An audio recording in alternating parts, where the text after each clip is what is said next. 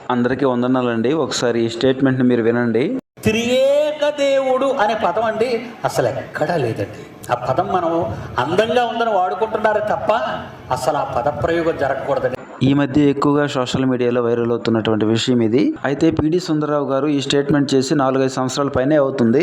అయితే ఈ video counter ఇవ్వడానికి నేను చేయట్లేదు, కానీ ఆయన గారి వయసును బట్టి, ఆయన సేవా పరిచర్య అనుభవాన్ని బట్టి గౌరవంతోనే ఆయనకి చిన్న క్లారిఫికేషన్ ఇవ్వాలనే ఆలోచనతో ఉన్నాను. త్రియేక దేవుడు అనే పదం బైబిల్లో ఎక్కడా లేదు అని ఆయన చెప్తున్నారు. పదం లేదు, వాస్తవమే. కానీ ముగ్గురు వ్యక్తులుగా ఉనికిలో ఉన్నటువంటి ఒక్క దేవుడు అని పరిశుద్ధ గ్రంథంలో చాలా ఆధారాలు, సందర్భాలు కూడా కనిపిస్తా ఉన్నాయి. దయచేసి వాటిని పరిశీలించాల్సిందిగా నా మనవి. త్రియేక దేవుని గురించిన సందర్భాలు మేము నిరూపిస్తే మీరు దేనికి ఒప్పుకుంటారు? ఇలా ఒకరికి ఒకరు సవాళ్ళకు ప్రతి సవాలు చేసుకోవడం ఏమీ బాగులేదు కదా. దీనివల్ల క్రైస్తవ్యానికి ఒరిగేదేముంది? త్రియేక దేవుని గురించిన సందర్భాలు ఉన్నాయి కనుకనే కదా ఆ పదాన్ని ఉపయోగిస్తూ ఉన్నారు. అందంగా ఉందని ఎవరైనా ఉపయోగిస్తారా?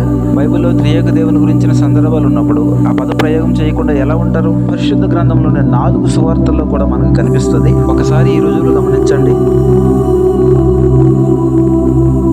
ఈ మధ్యన ఎక్కువగా స్ప్రెడ్ చేస్తూ ఉన్నారు కాబట్టి ఈ వీడియోకి సమాధానం చెప్పాల్సి వస్తుంది. అంతేకాదు 2వ పేతురు పత్రిక 1వ అధ్యాయం 17వ వచనంలో కూడా పేతురు అనుభవపూర్వకంగా చెప్తున్నటువంటి మాటలు అక్కడ ముగ్గురు వ్యక్తులుగా ఉనికిలో ఉన్న ఒక్క దేవుని గురించి, అనగా త్రియేక దేవుని గురించి ఆయన సాక్ష్యం ఇస్తూ ఉన్నట్లు తెలియజేస్తూ ఉంది. మరి BOUI బైబిల్ కాలేజీలో ఏం నేర్పిస్తున్నారో, వాళ్ళు ఏం నేర్చుకుంటున్నారో అర్థం కావట్లేదు. కానీ బైబిల్ని క్షుణ్ణంగా పరిశీలన చేస్తే వాస్తవాలు మనకు అర్థమవుతాయి. మేమే జ్ఞానవంతులం, మాకే బైబిల్ గురించి అంతా తెలుసు అని అనుకుంటే ఇక మీ ఇష్టం. కాకపోతే మీ తప్పుడు స్టేట్మెంట్ల వల్ల సార్వత్రిక క్రైస్తవ్యం అంతటికి చెడ్డ పేరు వస్తుంది. దయచేసి వాటిని మీరు గమనించాల్సిందిగా ప్రభు పేట మనవి చేస్తూ వేడుకుంటున్నాము.